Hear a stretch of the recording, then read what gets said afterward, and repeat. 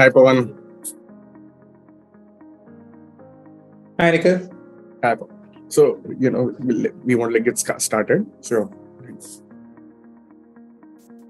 So, to everyone in our audience, today, welcome to another episode of MSME Masterclass today.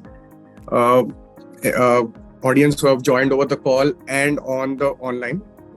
I would like to say that today we are honored to have Mr. Pavan Matai, a veteran and professional who have worked in various companies, bringing experiences from over corporate, commercial banking, and various other domains.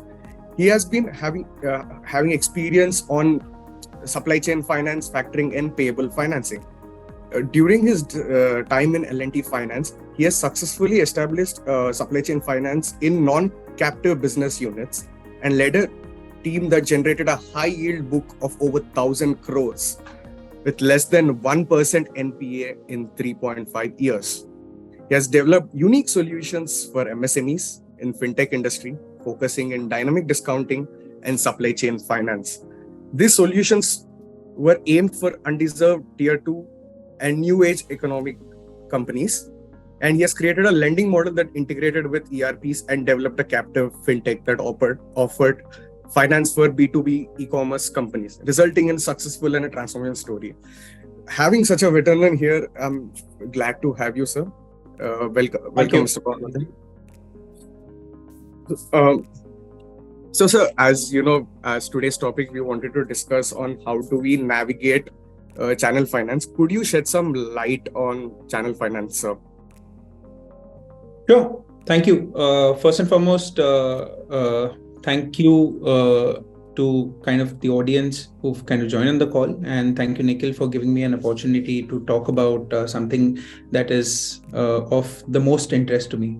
I think let's start about it, giving a very quick introduction for the interest of audience on the call and our privileged MSMEs who've kind of taken out time to attend the call today. Firstly, a hearty welcome. A quick bit about me. I've been a boring banker for a little over 2 decades, and JSW One has been a story for me for a little over a year and a half right now. As we started off, in the working capital banking space for a time since something around 2003, banking has evolved completely. Extending credit lending has evolved completely, and absolutely to say so, lending products and credit products have also evolved over the period of time. And here we are talking so much about MSME support, doing a lot of work around the MSME ecosystem. So it's great to talk about the changes those have undergone over the period of dynamically around the past 10 years. And come over to talk about channel finance, which is something that we would want to cover over the session today. So yeah, over to you, Nikhil. You have to guide us on how do we take and drive the course of the call.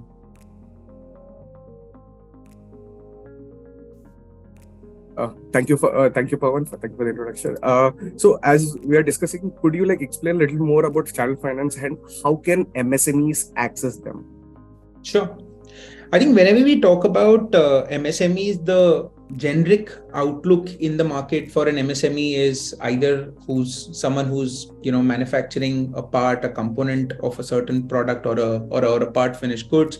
There is someone who's either deprived of formal lending, is someone who's sticking around with large corporates, not being paid on time. But I think from an overall basis, the definition, the way that the kind of government schemes has helped MSMEs evolved over the time, the definition, the way that they have been operating, and altogether from an outlook point of view, the MSME that perhaps changed over this period.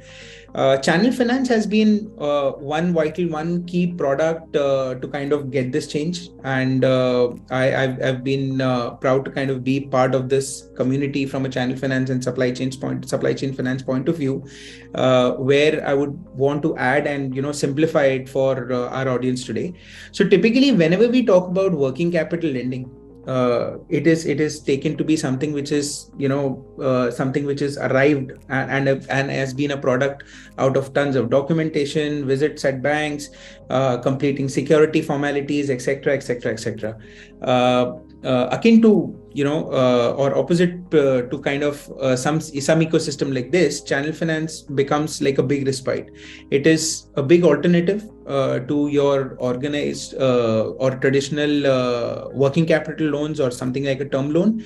It is something which is to do with your bills, which are your procurement bills or your supply bills, which are being discounted by a lender in a program-based arrangement and done flexibly in an unsecured manner.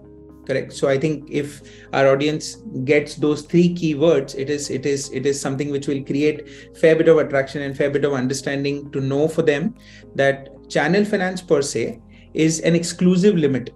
It is an exclusive limit which a supplier or a buyer from any platform from a dedicated source of materials could get in terms of discounting their particular bills for a particular period in a very digital, in a very easy, no hassle way. So for example, if you're buying from us, say JSW One, we offer you channel finance facility through our partnerships with banks and NBFC. Here we give you a dedicated limit which can be used to buy across the complete catalog that we have, and in tenors which are varying 35 to 40 days, or even in some cases where working capital cycles are longer, we take us into kind of go above 45 days and up to 60 days also. The best part in the channel finance arrangement to start off with is that the MSME who's associated with us bears interest only to the extent of the factor of the funds that are being used. Correct. Only to the extent of the tenor that the funds are being used. So unlike the traditional facilities where you're also extending security, where you're also extending so much of documentation and so much of to and fro, you are bearing interest at times at flat rate of interest also, and obviously some hidden fees here and there. But channel finance kills all of that crap out, gets a lot of organization, a lot of formal lending in the picture, and creates fair bit of transparencies for MSMEs, which is what is deserving and the need of the time today.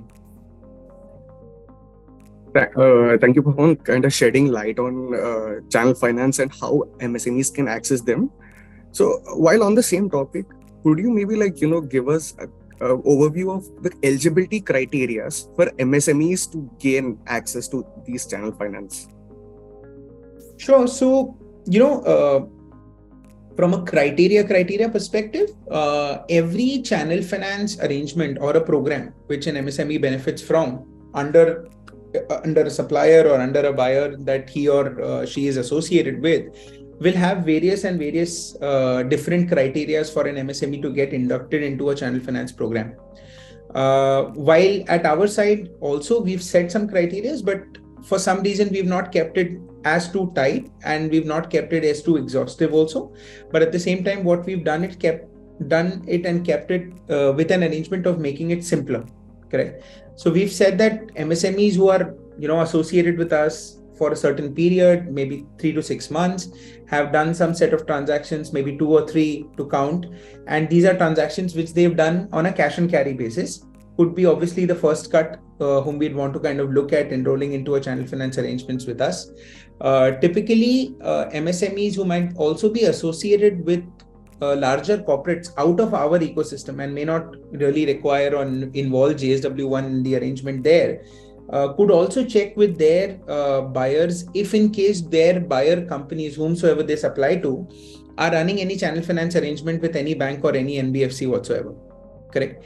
Under this, if they've been supplying to them for a certain period, they have been showing consistent track record in terms of quality, no rejections, etc., could obviously be ideal entrance into any supply chain finance / channel finance arrangement over there. On the buy side also, if in case there is MSME who are procuring material from a certain avenue, are also facilitated with channel finance today, and banks and NBFCs are open to kind of look at various sizes, various ticket sizes, various geographies, and again, unlike earlier, this doesn't really require as much of infrastructure. So banks have been more flexible to kind of do it digitally. NBFCs have been more flexible to kind of look at locations which are non-branch locations, etc. And obviously the ambit of service, etc. has increased. Typically at our side, we may also look at some bit of assessment, which would largely be around GST based information, something around credit score. We'd also kind of like to understand the partner whom we want to induct into a channel finance arrangement. Is a preferred partner to a certain corporate? Is it a partner who's been dependable enough in terms of the business cycles that we'd want him to undergo? And at the same time, what is the kind of association that we can build through channel finance in future? So it's sort of a great mix of, it's a healthy mix, I would say, of qualitative yet quantitative factors, which can very quickly, through a scorecard mode or through a digital evaluation mode, evaluate whether an MSME is good enough to get into a channel finance arrangement or not. Like as you're mentioning at the end, that MSMEs can use these means and these criteria to make a judgment on how they're available. So while we're on that, sir, I want to maybe understand, and even our audience, that what are the common challenges MSMEs face in case of traditional working capital arrangement, and how does channel finance stack up against it? Sure. So I think let's not call them challenges. Some of them, yes, are challenges, but some of these are, trickling issues. These are administrative issues. These could be issues in terms of fluctuating limits, issues in terms of seasonality. There are many issues that MSMEs even today face, in compared to a traditional working capital facility vis-a-vis to a channel finance facility. Let's talk about something which could be, at the onset to kind of share documentation and security. Correct. So, like I mentioned even earlier in our conversation, that channel finance as a limit, as an offering, is a purely unsecured line of credit that we extend. Correct. And this is extended in partnership with banks and NBFCs who work in sync with us, right, in collaboration with us. Typically, if you go ahead and compare any traditional / working capital limit, it would obviously start a conversation with what is the security that an MSME can really bring to table, correct? And this is your traditional working capital CCOD limit, which may come to you only if there is something that you keep on the table. While channel finance can be started to a certain extent, maybe depending on the size and the criteria and the kind of fitment of business, to a max of 2.5-3 crores at an unsecured level, vis-a-vis to something around 1.5 to even 50 lakhs on an unsecured level for a smaller sized business. So clearly this is a large factor that kind of relieves an MSME per se from extending security, rather keeping his assets to himself and focusing on what is focusing on what could working capital in the best possible way enrich his or her business. Typically, other than the security and non-security part of the business, channel finance in today's world is, I would say, in any bank or in any NBFC space, 70 to 80% digital. So it's not just functioning digitally, but it's even originating digitally. It is functioning from a factor of sharing your documentation, drawing down these funds, you doing your reconciliation, submitting your GST details, etc. All of this is being done through a dedicated portal, which gets extended to MSMEs in through their lender or through a partnership that JSW One like player brings on table. To kind of nail this, JSW One also supports something which we call as ad hoc limits, correct, in the channel finance space. So particularly any MSME who's procuring material from us wants to look at a pricing advantage due to a turf and low in terms of price, take advantage in terms of certain seasonality or certain demand that is coming to this MSME through a certain project. Ad hoc limit, which we call in the banking terminology as temporary limits, could also be catered to MSMEs here under channel finance arrangement to look at a certain offtake only. So while their permanent limits could be around, say, 50 lakhs to start off with, or say 25 lakhs depending on the size of the business, a limit as small as 20 lakhs could be extended over and above that limit for a particular period. right? So this helps MSME not just to kind of save his security, do full-fledged documentation, etc., etc. All of this call is being taken on the performance. All of this call is being taken on the kind of demand on table and the kind of repayment track record an MSME does. So yeah, that's something that MSMEs benefit under such arrangements, and at the same time, it is altogether hassle-free and digital, as we talked about. I also believe, like, the most of the MS challenges you have discussed right now, I believe most of the even MSMEs that are part of our audience were probably facing the same thing. Sure. And as at the end, you've talked about a lot of digital factors which can, make their life easier for transactions. So I want to know, sir, if there are some emerging trends or technological advances even more in channel finance that, we can keep an eye on. So I think there is too much and more action happening or I would say even on the tech front for channel finance, right? And it gives me a lot of pride when I step out for the regional meetings that we have with most of our distributor, supplier, buyer partners coming in. Largely 90% of them would be MSME at most times. The kind of dependencies that they've changed over this period from paper to digital is commendable, right? So all of them may be fiercely connected. They would be using smartphones, they would be using their laptops, and all of this is something that has made them so digitally savvy that banks and NBFCs don't feel like staying back. Platforms like us don't feel like staying back, and we also are creating a lot of trust on the connectivity and the digitization part of it. Specifically talking about channel finance, like I mentioned, from an origination of a customer where we are talking about sharing your documentations or sharing GST based information, or a lot of third party information which can be collaborated with surrogates that we have, with fintechs that we have today. A lot of this information is not just secured, but at the same time restrictedly used in terms of evaluating an MSME's creditworthiness today. It goes a lot to say that while an MSME is evaluated to set up a certain limit for us in the system, it avoids all of that to and fro which was there in the traditional banking earlier, right? So clearly technology has helped us in terms of fast tracking this whole process, right? So from collection of documentation to giving a decision on a certain case is now, in best cases, in terms of the kind of documentation that the customer could provide us and the clarity on the case that we could see, could practically be an hour's job also, correct? Sometimes in case if the limits are larger, obviously evaluation of cases may take time, but as such, all of this helps us. We hear a lot of buzz about blockchain. That's also been something that has been created with supply chain finance and non-documentary credit that is happening.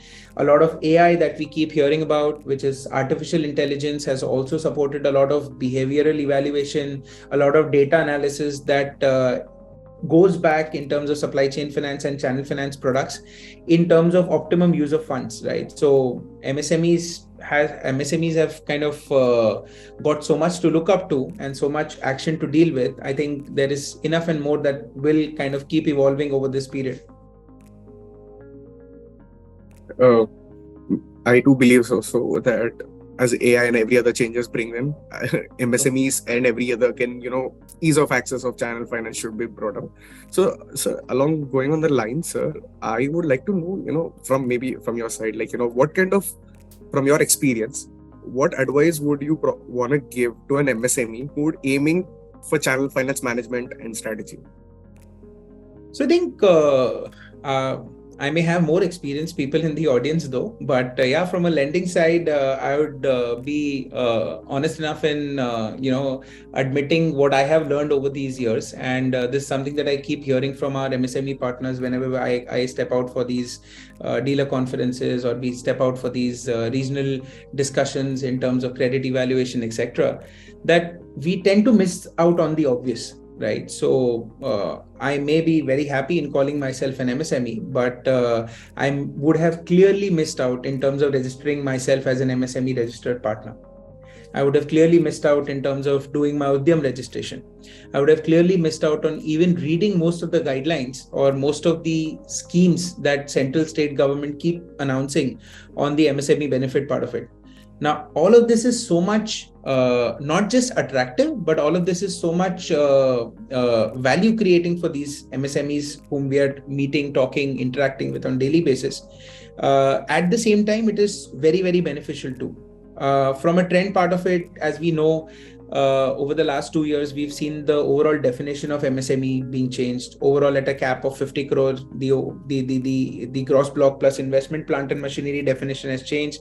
For a manufacturing sector, we see that investment for 50 crores and turnover up to 250 crore is something that we are dealing and talking with as MSME. It all goes to say that there is so much trust, so much focus on the MSME business. It's also to do with so much of contribution that MSMEs are giving to the total GDP, right? So we are looking at 33% as a number, which is huge. And this is something which is based on the last report that the ministry released sometime around June 23. At an outset, I think there is enough action. MSME should keep track of most of these government-backed schemes, keep themselves informed. I think concentrating on one source of supply, something like JSW One, to say from aggregating, from getting a price catalog, from getting the kind of supplies and the customer centricity that we would want to build on table, would be great initiatives that MSMEs can kind of get associated with. Thanks, Pavan. I think most of the advice and the initiative you're talking about, I believe MSMEs here could, take advice on it and, make a right use of it. As we are talking about this, for this kind of advice, I would like to understand maybe, you could share a success story or any kind of best practices an MSME that can effectively leverage a channel finance to expand the business, to grow their business. So I think what first comes to my mind is scenarios and real life MSMEs. Obviously, from a confidentiality point of view, I'd not want to name some of them, but many of them whom used to meet in our banking days, right? So earlier the conversation were different when I was on the other side of the table, but while I'm here on creating demand side of the table, we used to obviously see situations where a lending limit from a channel finance perspective has brought so much of change in any and every SME who got benefited with that at very early stage. I'm talking about days as early as 2005 to 2014, where we obviously 2008-9, where we saw the downturns. I think these are all storms that products like these have kind of come out strong with. I would like to kind of quote one of my interactions where someone who was in the auto ancillary manufacturing space with a very humble setup, starting with somewhere around 2.5-3 odd crores in terms of top line, was one of our early customers in our channel finance program. We were discounting their bills, and slowly yet steadily over a period of 1.5 years of our association, they surrendered their complete working capital limits, which were secured working capital limits, at a price which was higher, obviously. And obviously with the regime that I'm talking about in around 2008, the complete working capital limit was transferred to channel finance, which in other words goes to say that the channel finance limit became the primary limit, and the overall working capital support was being lent by the channel finance line of credit, which we brought to table. Out here, we saw that the management took this decision because they were good enough to conduct their daily working capital support from cash. They were generating enough because their working capital cycles were smaller, but channel finance was something which slowly yet steadily became key and then central to their overall business. So practically on their supplier side to their buying side, all of that was being catered by the lending institution that I was part of. And over a period of around 2.5 to 3 years, and I think by the time I had to move on from the bank, by the time I exited, the turnover was in surplus of around 50-55 crores. So these are success stories, and it's not just one. There are many and more that businesses have kind of got the best capacities, to table, and have kind of reaped the fruits of transaction banking products like supply chain finance and channel finance, to say the least. That's a lot of motivational stories, Pawan, especially if it's from years ago. I believe that in the current time, there's such kind of best practices, and the use of channel finance might benefit more for the current MSMEs and all. As such, for now, I kind of bit understand channel finance, but there's still a lot more to explore. And as such, I've gotten a couple of questions from the audience a little earlier. If maybe you would like to address those questions, we could resolve their doubts and queries. And while we do that, anybody in the audience, if you have any questions right now, you would like to direct to Pawan, clarify anything about channel finance, you can drop it in the Q&A session down here. So while we do that, there was this question I got, and it was that can we take channel finance from multiple banks or other fintech services? Yeah, I think it's quite possible. Why not? In case, so like I said over our discussion, that channel finance can be taken, and it's a program-based arrangement. So if in a situation that you are associated with two large buyers, or say, assuming, let's put it in the real life case, that you are say a vendor to Hero MotoCorp, and you may be a vendor to a Yamaha at the same point of time. You may be associated with them for a certain span of time, and you've been a supplier to them for their core components. They would certainly want you to be part of the channel finance arrangement that they are working, with say two separate lenders. It could be either a fintech, it could be a bank, it could be an NBFC. So yeah, there's no harm in looking at multiple channel finance limits, because I think it's important to address this point here that today all of this information is sitting as a reservoir in banking systems, and all of this is being shared as well, right? So we understand as lenders, we understand as originators that this information is not just secured, but it is giving a lot of information regarding your credit worthiness. So yeah, to answer the question, you can certainly look at multiple limits.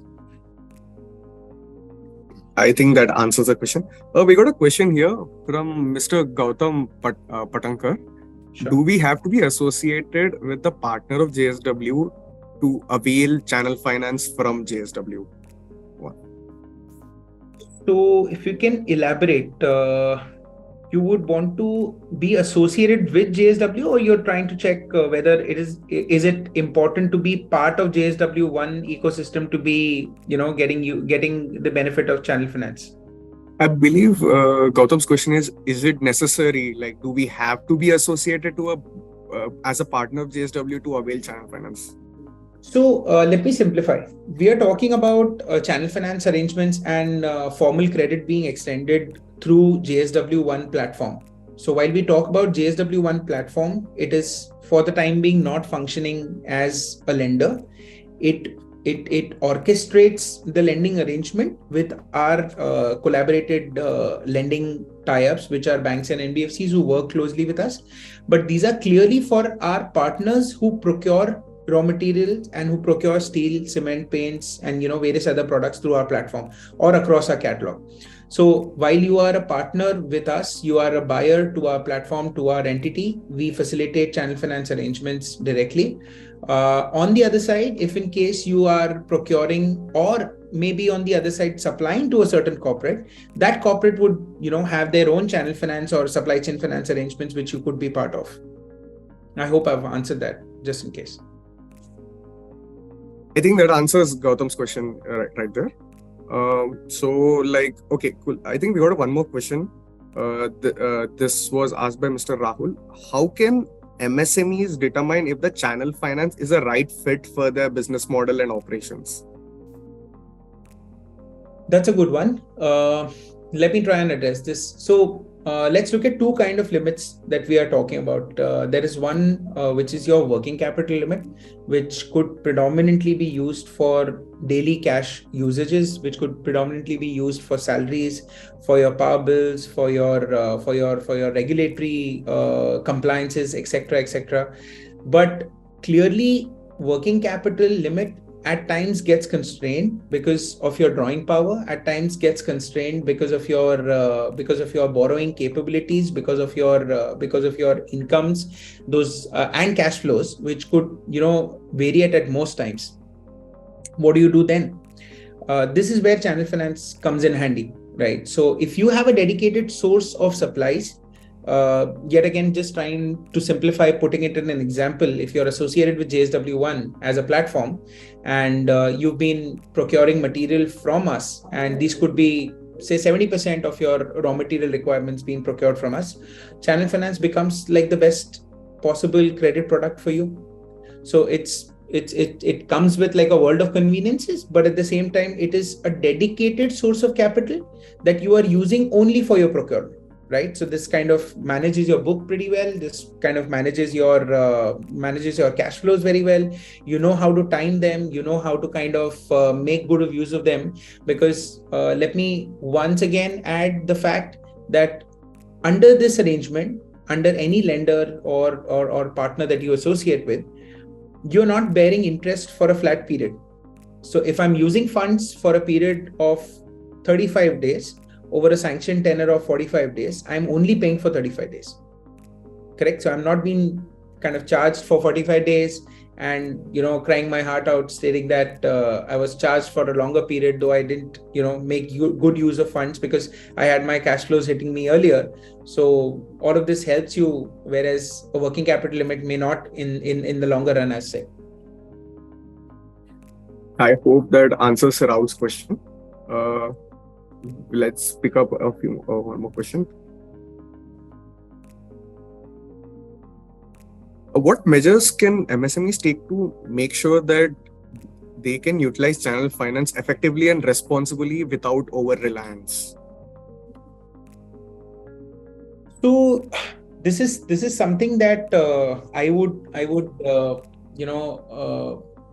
want to kind of address it in a longer session, but I think in the interest of time, I would say that overexposure of any working capital limit can be harmful. It's important that as an entrepreneur, as an MSME, we have informed decisions taken at the kind of exposure that we are trying to build up under any limit whatsoever. So if it's a channel finance limit, if in case we believe that there is a requirement which can be kind of completed with a 50 lakh rupee limit with a rotation of around 45 days, I think it's ideal to stick around with that much, just so and until such time that there is additional requirement which is on the table and which is visible for us to ask for an enhancement whatsoever. Correct? So I would just want to say that it is very important that we, as entrepreneurs and as MSMEs who are in business, realize two factors: that it is essential to use working capital in an optimum manner, but I think interest is something that is an outgo that none of us are spared of. So it is important that we take care of the outgoings also. So I think that wise usage of funds and the flexibility that you can get through channel finance could kind of take care of both these factors at the same time. Thank you, Pavan. I think that answers the question. I think let's, for the benefit of time, we just cover one last question, I think, and then we could, move on. What do you? Sure. Pavan, do you think, are there any specific industry sectors or maybe types of MSMEs that might tend to benefit more from channel finance? Why, or maybe why, and why? There is, I think, let me kind of tweak your question and put it, in another way. There is no industry which is now at this point of time away or untouched by channel finance, right? So you start from auto to kind of textile, kind of put into components. You may kind of put it to hospitality. You may put it to new age economy. You may put it to startup. You may put it to engineering, light, heavy, mid. I think from pin to plane, there is no industry which is left untouched by channel finance.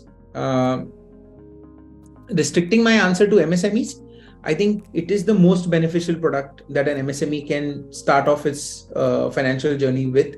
It is not just important for an MSME as an entrepreneur to understand the benefit that it sort of brings for them on the table, but I think it is very, very important at very early stage in business that we realize that how much of value essentially will this really add to the overall business and to the ecosystem.